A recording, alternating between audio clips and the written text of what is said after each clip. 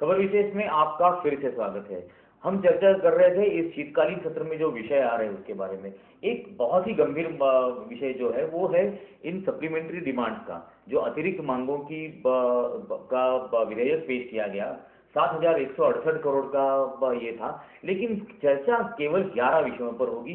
कुल 139 विषय उसमें है, लेकिन सिर्फ 11 विषयों पर चर्चा होगी, बाकी सारे विषय बिना चर्चा के मंजूर हो जाएंगे।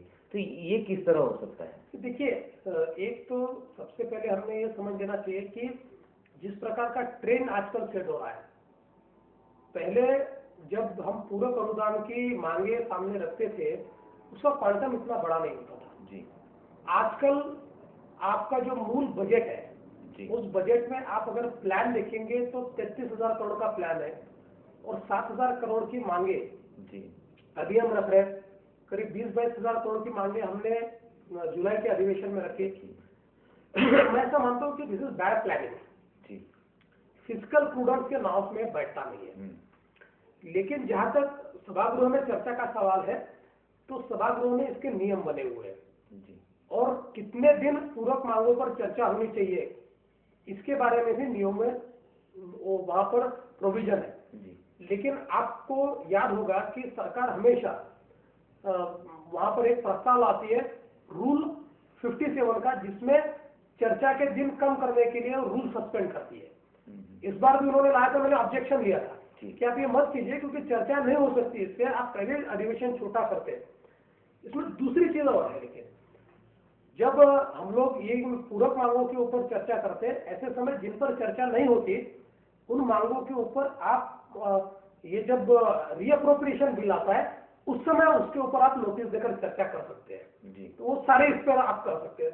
इसमें हम 5-6 विधायक है जो इसका इस्तेमाल करते हैं, बाकी लोग नहीं करते जी। वही एक बात इसमें और है कि उस दिन जिस दिन ये मंजूर होने वाला था उस दिन मैं खुद उस दिन सदन में अंत तक मौजूद था और सदन के अंदर कम से कम 10% विधायकों का उपस्थित रहना अनिवार्य है, लेकिन उस वक्त थे सिर्फ 22।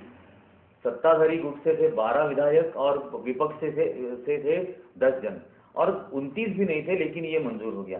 तो ये कैसे हो सकता है? इसके ऊपर फिर विपक्ष आपत्ति क्यों नहीं लेता है? मुझे ऐसा लगता है कि ये सत्ता पक्ष और विपक्ष दोनों के लिए गंभीर है। सदन की उपस्थिति कम होना ये लोकतंत्र के ऊपर आघात है जी।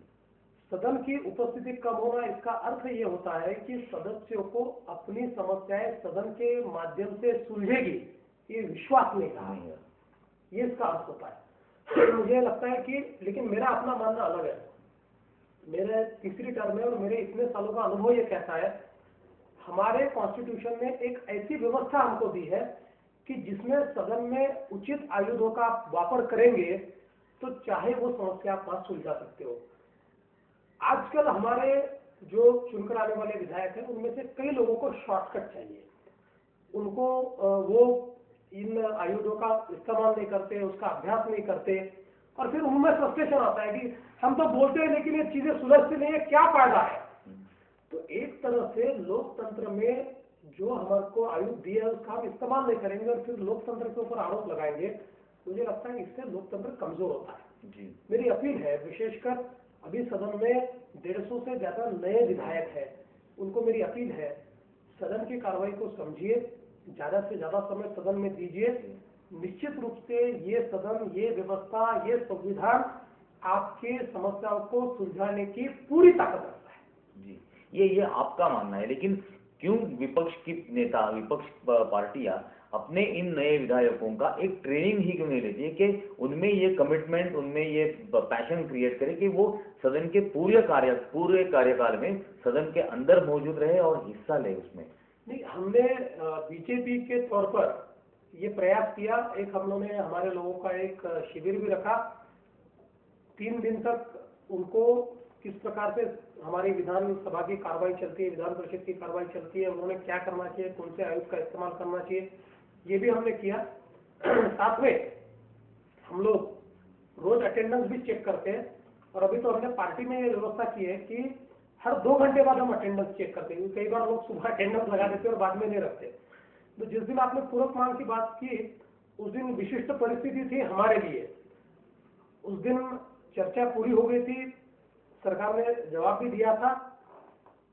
वो दिन ऐसा था कि उस दिन बाहर के लोगों को सबको वापस जाना था और चर्चा लंबी चली जी तो लोग वापस चले गए। हालांकि ये भी ठीक नहीं है, पर हम पार्टी के रूप में प्रयास करते हैं कि हमारे जो विधायक हैं ये ज्यादा से ज्यादा सदन में उपस्थित रहे, ये हमारा प्रयास होता है। लेकिन ये दूसरी बात जो आप पहले कह रहे थे कि सत्ताधारी पार्टी ने भी रिस्पॉन्सिव रहना चाहिए। सत्ताधारी पार्टी की उपस्थिति भी सदन के अंदर केवल 12 ही जनों की थी, जिनमें से 6 मंत्रीगण थे, और वो भी ये राह देख रहे थे कि मुझे जवाब देने का या मुझे चर्चा करने का जब मौका आएगा, जैसे वो पूरा होता है वो बाहर चले जाते हैं। तो ये बेसिक कमिटमेंट कहाँ से लाएंगे? मूल रूप से तो अगर मैं कहूँ तो भले ये सामूहिक जिम्मेदारी है, लेकिन सत्ता पक्ष की जिम्मेदारी अधिक होती है जी। सदन चलाने की, सदन में कोरम रखने की, अपने विषयों को पारित करने की जिम्मेदारी, because they are majority party है, यहाँ हर चीज वोटिंग से होती है, they have to prove the majority. पर हम अक्सर देखते हैं कि कई बार चूंकि हम लोग आपस में मिलकर राज्य की हित की दृष्टि से बिल्स को पारित करते हैं, कई बार सत्ता पक्ष से ज्यादा विपक्षी लोग होते हैं। अगर हम पोल मांगे तो बिल सब्स्टेट हो सकता है, टेक्निकल हार सरकार की हो सकती है, लेकिन हम भी ये प्रयास करते हैं कि जब कंसेंसस होता है, बिल्स के ऊपर अच्छी चर्चा होती है, ऐसे समय ये नहीं होना चाहिए। मुझे ऐसा लगता है कि आप अगर देखें तो रूलिंग पार्टी की ओर से ये प्रयास ही नहीं किया जाता कि उनके लोग सदन में उपस्थित रहे, और उसमें भी एक नई चीज हमको दिखाई पड़ी। जिस समय राष्ट्रवादी के मंत्री के विषय रहते हैं तो राष्ट्रवादी के एमएलए उपस्थित रहते, कांग्रेस के नहीं रहते।